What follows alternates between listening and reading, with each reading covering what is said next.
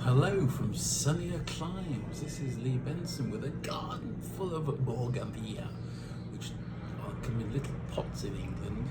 So I'm going to read to you from A Brush with Paradise with a train going by. Could you hear that one? Yes, that happens all the time. We might get a chapter in. And this is my proof copy because the actual cover's nicer than this one, although this is one of my photographs. Chapter 9 is Friday night at Oistins Fish Fry, which is a famous place in Barbados. George uncannily swung the Jeep into the drive at precision o'clock. The dust settled and I jumped out, clustered myself down, start again, dusted myself down, and then took a bow in front of Lizzie, who waited on the front step. "Ready for duty, your ladyship," I smiled. She looked stunning in her casual attire. She wore a loose-fitted blouse that caressed her torso in all the right places. Far be it for me to have noticed such delights. I am, after all, an artist, and artists observe everything. Lizzie had arranged everything to perfection. She drove to the airport, then parked in the reserved spaces for owners of private planes. Naturally, why would I even question such things? A young chap called Felix greeted us and walked us to a Cessna 425 twin-propeller aircraft. I did my research. "Here's your conquest, my trusty friend. You take good care of her, Miss Lizzie." I raised an eyebrow. "Oh, nice. Don't tell me you fly planes as well." "I sure do, honey. My pappy taught me many years ago." Lizzie put on her best Texan accent. "All aboard, buckle up and enjoy the view." She climbed up and settled in, placed the headphones on her head and adjusted the microphone. After lots of adjustments, twiddling of knobs and switches later, she called the tower and received clearance for takeoff. "Where are we going, if you don't mind me asking?" I felt like an adventure coming on. "Barbados, sweetie. You'll love it. We're going to the special Friday night experience at St Oistins." I nodded as if I knew what she was talking about. Fine by me. The sea was a hypnotic bluey green, so clear and inviting that was, unless you'd forgotten that the sharks and other dangerous swimming creatures also resided below. The drone of the engines varied slightly. I began to hum along, then changed the notes to harmonise. I wondered what key the engines played along to. I guessed it was D, though I wasn't sure. After an hour or so, Lizzie made contact with the control tower. "Runway clear to land," came the reply. The craft landed, then taxied to a reserved private landing area. What a surprise. I looked out and noticed a Jeep arrive and pulled up beside us. "Hello, Miss Lizzie. Welcome to Barbados. Trust you had a good flight. We missed you." Captain Kokomo, or CK as he was fondly known, assisted Lizzie out of the craft onto the ground. He then glanced at me, shrugged his shoulders and instructed his assistants to remove the packages from the plane. I hadn't remembered seeing any when we climbed aboard, so I followed them to the Jeep and we set off. "Oh, by the way, this is the artist I was telling you about," said Lizzie as if I was an add-on. Well, that felt weird. "Yeah, hi, I'm the add-on," I said, and I shut up in an artistic moment of uff. 40 minutes later, we stopped at a place that was rammed-packed. Reggae music blared over everything with brass instruments tooting away. It was louder than the fun fair in full swing at the height of summer. Yet with all the commotion going on and endless people meandering, one thing stood out. The smell of cooking. Apart from the waft of weed, the heady smell of fried fish and sizzling meats on grills swirled around. I moved sideways to let a tall Rastafarian on roller skates dance by. He stopped and flipped in the air, then continued gliding towards the noise. Personally, I felt awkward and claustrophobic. I made my way to an empty table and I sat down. "Good idea," piped Lizzie. "You stay here, sketch or something, and we'll bring you back something to eat. Trust me, you're in for a treat." CK and Lizzie vanished into the crowd, and I continued to observe as the event unfurled. A couple with plates of food sat down beside me. "You're not waiting for anyone else here? We sit and eat, okay?" "Help yourselves. Bon appetit," I said. I gestured for them to continue. I extracted my small sketchbook and a couple of pens from out of my pocket. So many people wandered by. The multicoloured lights swayed overhead and I felt the urge for a beer. "Hold my seat, please," I said. "I'll be back in a tick." I walked over to a beer tent with banks emblazoned everywhere. It served its purpose. 2 beers, please, I asked, a tall young chap in a sleeveless t-shirt with bulging arm muscles that would have died for. Well, should the inclination of joining a gym had ever taken hold, that is. Gym? Lucky for me, it never did.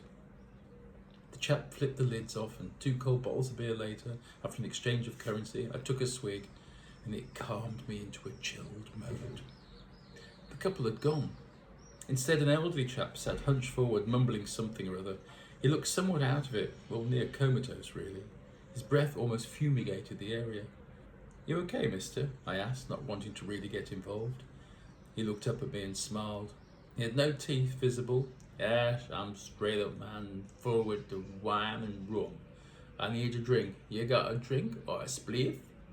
Oh God, why me?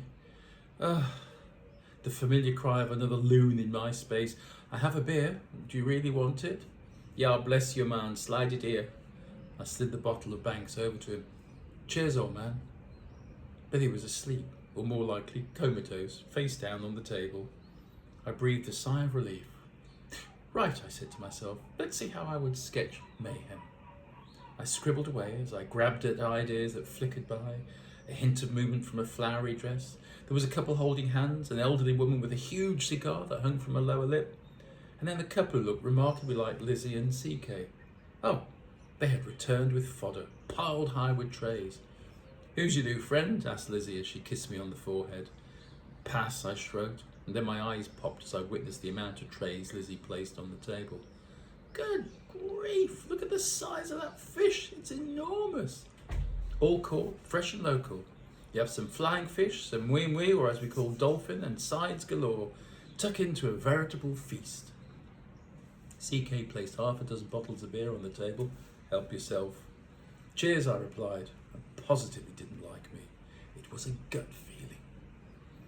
Meanwhile, the fish tasted amazing. It was hot with jerked spices and something else stuffed inside the fish. It was juicy and incredibly Moorish. The macaroni cheese was superb. However, I wasn't too excited over the rice. Train. Beer or 3 went down a treat. The music levels had increased as even more people shuffled by, and Lizzie suggested that we move towards the central performance area to see who was playing. "If you insist," I said, having given my "are you mad" look, but you know what? It was ignored. We slowly joined the melee to the sound of a Bob Marley meets the Beatles band. Actually, the band were tight and the music was good. Besides, I knew most of the tunes. There was an elderly lady in a bright yellow dress who danced on her own, oblivious to everyone else. She'd hoisted her skirt above her knees and was zoned out to the rhythm. She could really move. And then a chap in a pinstripe suit with a battered top hat and cane joined in, and the pair were fabulous. I was blessed with 2 left feet, you see, and I certainly appreciated their flowing techniques. Then from nowhere, a woman pulled my arm. "Come on, let me show you how to move." My protest was to no avail. "Feel the rhythm, let it flow through your body, man, to them toes." She sounded determined to make me dance. I felt it, I rhythmed it, and I moved as instructed. She fell about laughing. When the music stopped, I thanked her for the lesson and backed away. "I'll stick to painting, it's easier." I saluted her, bowed and walked off. "You were unique," Lizzie beamed and tried to act sincere. CK just raised his eyebrow and said nothing. I really disliked him.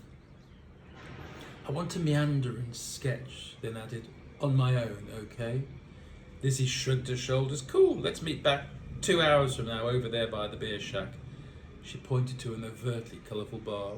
"Perfect," I smiled at CK and waved a kiss at Lizzie. I was free at last. What was it about the man that made the hairs on my arms stand up? I strolled over to some grounded fishing boats.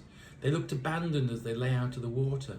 Shabby chic they were not, especially with the paint all faded and flaked. I spotted a rather tall local chap who sported a large green, yellow and red knitted hat as he hammered a panel back into place.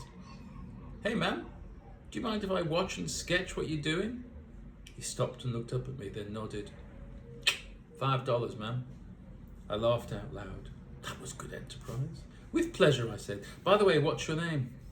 "My friends call me Gogo." I handed him a note. There was so much character in that working wreck. "What's yours, man? You want to come and look around my boat?" he asked. My name doesn't really matter, and yes please, I'd love to. Is it safe, I asked.